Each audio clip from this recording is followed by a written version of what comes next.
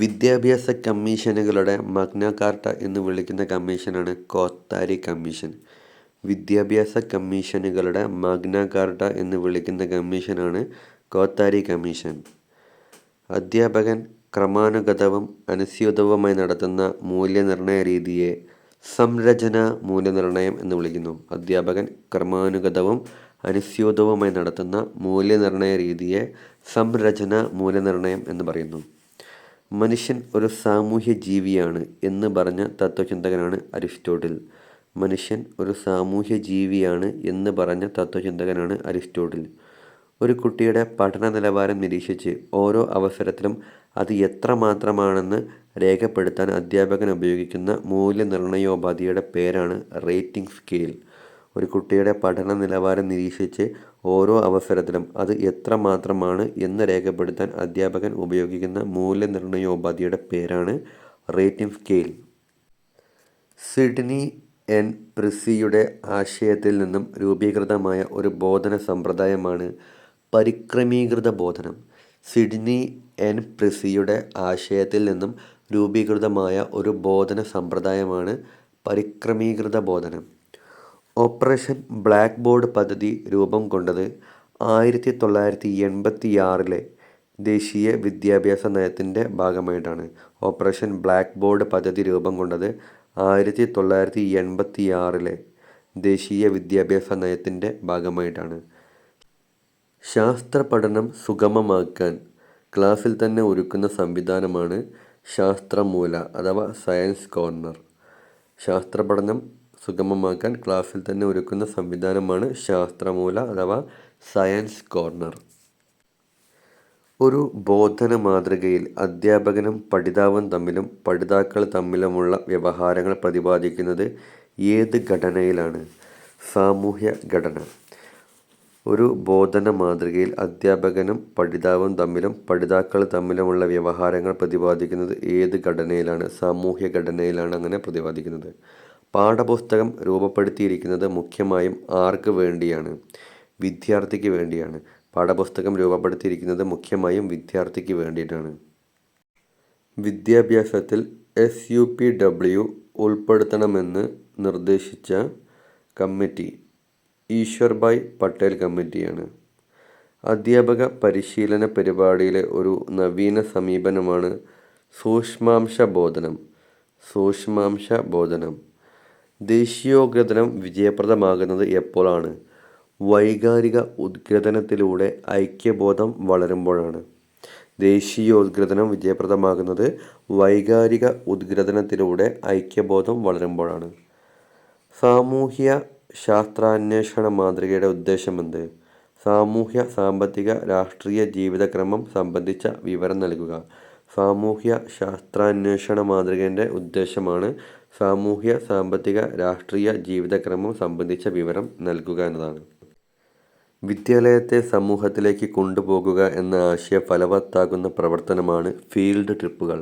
അപ്പോൾ വിദ്യാലയത്തെ സമൂഹത്തിലേക്ക് കൊണ്ടുപോകുക എന്ന ആശയം ഫലവത്താകുന്ന പ്രവർത്തനമാണ് ഫീൽഡ് ട്രിപ്പുകൾ. മൂല്യനിർണ്ണയത്തിൻ്റെ ലക്ഷ്യങ്ങളിൽ പ്രധാനം ക്ലാസ്സിലെ മുഴുവൻ കുട്ടികളെയും പ്രതീക്ഷിത പഠന നിലവാരത്തിൽ എത്തിക്കലാണ്. മൂല്യനിർണ്ണയത്തിൻ്റെ ലക്ഷ്യങ്ങളിൽ പ്രധാനം ക്ലാസ്സിലെ മുഴുവൻ കുട്ടികളെയും പ്രതീക്ഷിത പഠന നിലവാരത്തിൽ എത്തിക്കലാണ്. സാമൂഹ്യശാസ്ത്ര പഠനം തുടങ്ങേണ്ടത് ഏതിൽ നിന്നെല്ലാമായിരിക്കണം? കുട്ടിയുടെ ഏറ്റവും അടുത്ത സംഭവങ്ങൾ, സാഹചര്യങ്ങൾ, അനുഭവങ്ങൾ എന്നിവയിൽ നിന്നാണ്. സാമൂഹ്യശാസ്ത്ര പഠനം തുടങ്ങേണ്ടത് കുട്ടിയുടെ ഏറ്റവും അടുത്ത സംഭവങ്ങൾ, സാഹചര്യങ്ങൾ, അനുഭവങ്ങൾ എന്നിവയിൽ നിന്നാണ്. സാമൂഹികാനുകരണ മാതൃകയ്ക്ക് വിലപ്പെട്ട സംഭാവനകൾ നൽകിയ വ്യക്തിയാണ് ഫ്ലാൻഡേഴ്സ്. സാമൂഹികാനുകരണ മാതൃകയ്ക്ക് വിലപ്പെട്ട സംഭാവനകൾ നൽകിയ വ്യക്തിയാണ് ഫ്ലാൻഡേഴ്സ്. വികാര വികസനത്തിന് പ്രാധാന്യം നൽകുന്ന മേഖല ഏതാണ്? വൈകാരിക മേഖല. വികാര വികസനത്തിന് പ്രാധാന്യം നൽകുന്ന മേഖലയാണ് വൈകാരിക മേഖല. നൈപുണികളുടെ വികാസത്തിന് പ്രാധാന്യം നൽകുന്ന മേഖലയാണ് മനഃശാല മേഖല. നൈപുണികളുടെ വികാസത്തിന് പ്രാധാന്യം നൽകുന്ന മേഖലയാണ് മനഃശാല മേഖല. ഡോക്ടർ ബെഞ്ചമിൻ എസ് ബ്ലൂമിൻ്റെ പേരുമായി ബന്ധപ്പെട്ടത് ഉദ്ദേശാധിഷ്ഠിത ബോധനമാണ്. ഡോക്ടർ ബെഞ്ചമിൻ എസ് ബ്ലൂമിൻ്റെ പേരുമായി ബന്ധപ്പെട്ടത് ഉദ്ദേശാധിഷ്ഠിത ബോധനം. പഠിതാവിന് പഠന പ്രക്രിയയിൽ പ്രഥമ സ്ഥാനം നൽകാൻ തുടങ്ങിയത് എന്തിൻ്റെ സ്വാധീനം കൊണ്ടാണ്? വിദ്യാഭ്യാസ മനഃശാസ്ത്രത്തിൻ്റെ സ്വാധീനം കൊണ്ടാണ്. പഠിതാവിന് പഠന പ്രക്രിയയിൽ പ്രഥമ സ്ഥാനം നൽകാൻ തുടങ്ങിയത് വിദ്യാഭ്യാസ മനഃശാസ്ത്രത്തിൻ്റെ സ്വാധീനം കൊണ്ടാണ്. ഒരു പാഠം തന്നെ വിവിധ ക്ലാസ്സുകളിൽ പഠിപ്പിക്കുന്ന രീതിയാണ് ഏകകേന്ദ്ര രീതി. ഒരു പാഠം തന്നെ വിവിധ ക്ലാസ്സുകളിൽ പഠിപ്പിക്കുന്ന രീതിയാണ് ഏകകേന്ദ്ര രീതി. നല്ല ബോധന രീതിയുടെ അഭാവത്തിൽ ഏത് പാഠ്യപദ്ധതിയും മൃതപ്രായമായിരിക്കുമെന്ന് പറഞ്ഞ കമ്മീഷനാണ് സെക്കൻഡറി എഡ്യൂക്കേഷൻ കമ്മീഷൻ. നല്ല ബോധന രീതിയുടെ അഭാവത്തിൽ ഏത് പാഠ്യപദ്ധതിയും മൃതപ്രായമായിരിക്കുമെന്ന് പറഞ്ഞ കമ്മീഷനാണ് സെക്കൻഡറി എഡ്യൂക്കേഷൻ കമ്മീഷൻ. ആശയ സമ്പാദന മാതൃക ആവിഷ്കരിച്ചത് ആര്? ബ്രൂണറാണ്. ആശയ സമ്പാദന മാതൃക ആവിഷ്കരിച്ചത് ബ്രൂണർ. അഡ്വാൻസ് ഓർഗനൈസർ മാതൃക ആവിഷ്കരിച്ചത് ഡേവിഡ് അസബലാണ്. അഡ്വാൻസ്ഡ് ഓർഗനൈസർ മാതൃക ആവിഷ്കരിച്ചത് ഡേവിഡ് അസബലാണ്. എൻ്റെ ശാസ്ത്ര പുസ്തകം എന്ന ഉപാധി തയ്യാറാക്കിയിട്ടുള്ളത് ആരുടെ ആവശ്യത്തിനാണ്? കുട്ടികളുടെ ആവശ്യത്തിനാണ് എൻ്റെ ശാസ്ത്ര പുസ്തകം എന്ന ഉപാധി തയ്യാറാക്കിയിട്ടുള്ളത്. ദേശീയ പാഠ്യപദ്ധതി അനുസരിച്ച് അധ്യാപകൻ്റെ മാറിയ റോൾ എന്താണ്? പ്രശിക്ഷകൻ അഥവാ ഫെസിലിറ്റേറ്റർ അതാണ് മാറിയ പാഠ്യപദ്ധതി അനുസരിച്ച് അധ്യാപകൻ്റെ റോള്. ശേഷികൾ വികസിപ്പിക്കുവാൻ അനുയോജ്യമായ പഠന പ്രവർത്തനങ്ങൾ കണ്ടെത്താൻ അധ്യാപകൻ ഉപയോഗപ്പെടുത്തുന്ന ഏറ്റവും നല്ല ഉപാധി ഹാൻഡ് ബുക്കാണ്. ശേഷികൾ വികസിപ്പിക്കുവാൻ അനുയോജ്യമായ പഠന പ്രവർത്തനങ്ങൾ കണ്ടെത്താൻ അധ്യാപകൻ പ്രയോജനപ്പെടുത്തുന്ന ഏറ്റവും നല്ല ഉപാധിയാണ് ഹാൻഡ് ബുക്ക്. വിശിഷ്ടാനുഭൂതിക്ക് വിദ്യാഭ്യാസത്തിൽ സുപ്രധാന പങ്കുണ്ട് എന്ന് സിദ്ധാന്തിച്ചത് ഹെർബർട്ടാണ്.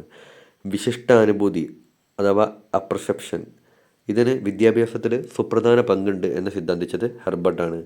പ്രശ്നപരിഹാര രീതിയുടെ പരിഷ്കരിച്ച രൂപമാണ് വികസന രീതി അഥവാ ഡെവലപ്മെൻ്റൽ മെത്തേഡ്. പ്രശ്നപരിഹാര രീതിയുടെ പരിഷ്കരിച്ച രൂപമാണ് വികസന രീതി.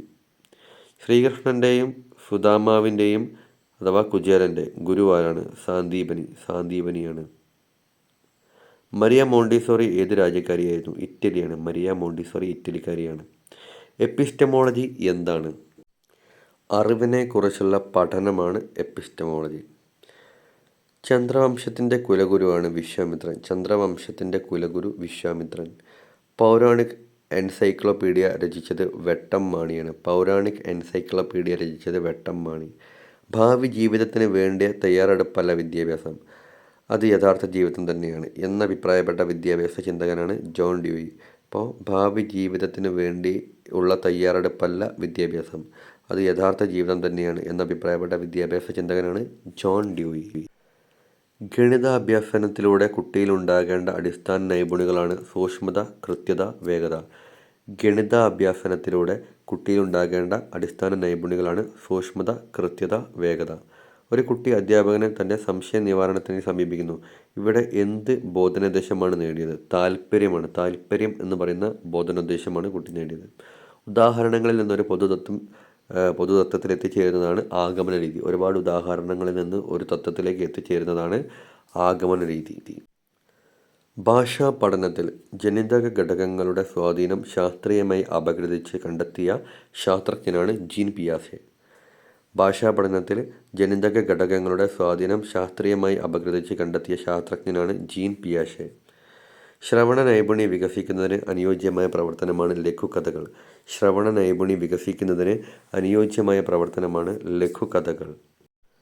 7ാം ക്ലാസ്സിലെ കുട്ടിക്ക് തൂലിക എന്നതൊരു പരിചിത പദമാണ്. സ്ക്രിപ്റ്റ് എഴുതാൻ ഏതു തരം പാഠങ്ങളാണ് അനുയോജ്യം എന്ന് ചോദിച്ചാൽ സംഭാഷണത്തിന് ഊന്നൽ നൽകുന്ന പാഠങ്ങളാണ് നല്ലത്. സാഹിത്യപ്രധാനമായ ഗദ്യപാഠങ്ങളെ പ്രധാനമായും ലക്ഷ്യം വെക്കുന്നത് ആസ്വാദനത്തിനെയാണ്. സാഹിത്യപ്രധാനമായ ഗദ്യപാഠങ്ങളെ പ്രധാനമായും ലക്ഷ്യം വെക്കുന്നത് ആസ്വാദനത്തിനെയാണ്. Aspects of the theory of syntax രചിച്ചത് നോം ചോംസ്കിയാണ്. വർഷം 1965. അധ്യാപക സഹായിയുടെ പ്രയോജനമെന്ത്? മെച്ചപ്പെട്ട ആസൂത്രണം. മാതൃഭാഷാ പാഠത്തിൻ്റെ പരമമായ ലക്ഷ്യമെന്ത്? ഭാഷാ പ്രയോഗ സാഹചര്യമൊരുക്കലാണ്. അധ്യാപകൻ ആവശ്യപൂർവ്വ പ്രാപ്തികൾ പരിശോധിക്കുന്നത് എന്തിന്? പുതിയ പാഠസന്ദർഭം അവതരിപ്പിക്കാനാണ്. ഭാഷണ പരിശീലനത്തിന് സ്വീകരിക്കാവുന്ന ഒരു കളിയാണ് ഒരു വാക്യകഥ. ഓരോരുത്തരും ഓരോ വാക്യം വീതം പറഞ്ഞ് പൂർത്തിയാക്കുന്ന കഥയാണ് വാക്യകഥ. Thank you.